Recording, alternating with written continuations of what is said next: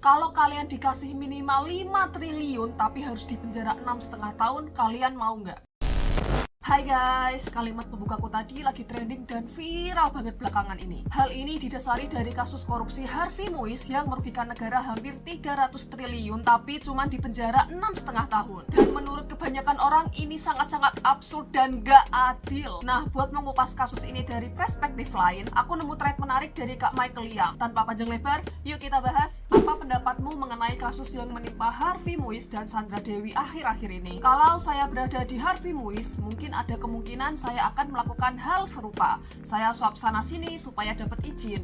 Kalau mau serakah, keuntungannya saya bagi-bagi ke elit saja. Kalau saya mau patriotik dikit, kapital perusahaan bakalan banyak saya arahkan untuk beasiswa dan pembangunan. Enak kan? Saya paham sefaham-fahamnya kalau hukum di Indonesia untuk korupsi juga include pelaku suap. Jujur saya kurang setuju dengan dimasukkannya suap dalam jilid hukum tindak pidana korupsi. Ini saja sudah bendera merah kalau korupsi sebegitu sulitnya diberantas dan integritas pemerintah sebegitu rendahnya. Saking rendahnya sampai yang mau menggoda pemerintah untuk korupsi juga harus dikasih hukum pidana. Di mata saya, kasus seperti HM ini maksimal diperdata. Mungkin perampasan aset terhitung dari dividen dan sebagainya. Juga pembekuan aset badan usaha, sanksi lain mungkin blacklist dari pengajuan perizinan. Beres deh. Saya bukan bermaksud apologetik, tapi suap itu sesuatu yang abu-abu. Tolak ukur objektifnya mau kita pakemkan sampai kemana? Kalau saya bayar RT RW Karang Taruna sampai PP buat pelicin agar warkop saya lancar jaya, ini suap bukan? Pelicin buat izin putar musik dini hari,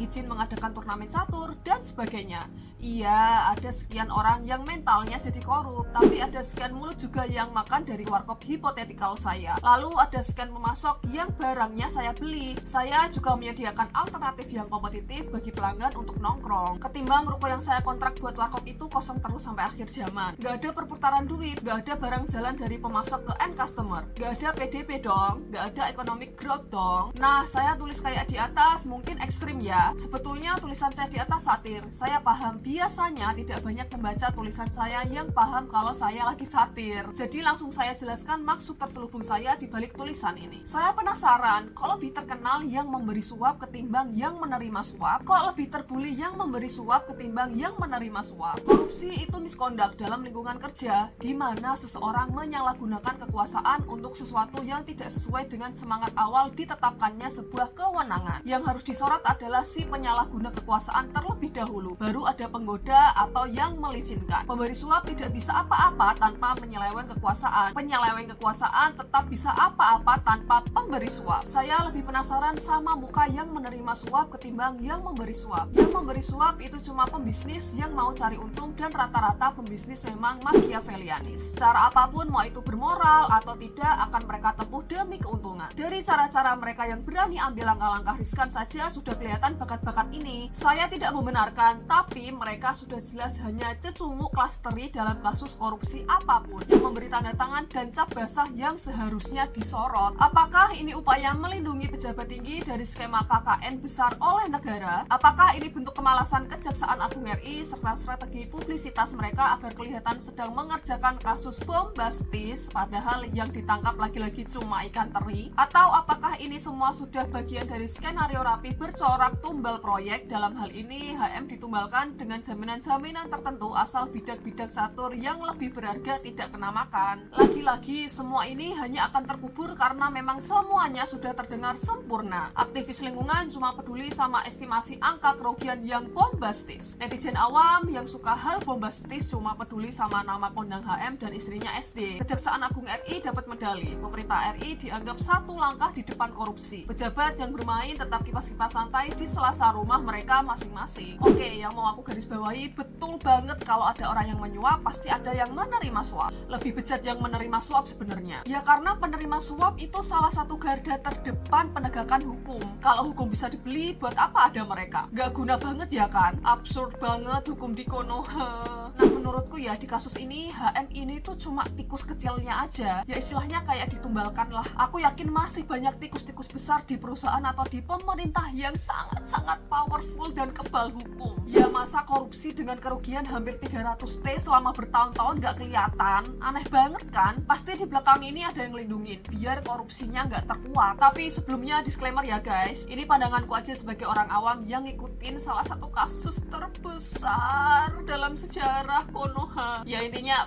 parah sih, parah banget. Nah gimana guys menurut kalian? Apa yang ada di benak kalian tentang korupsi timah yang kerugiannya itu hampir 300 T tapi hukumannya cuma 6,5 tahun? Yuk coba ngobrol di kolom komentar, dan seperti biasa subscribe untuk info menarik lainnya. Bye bye.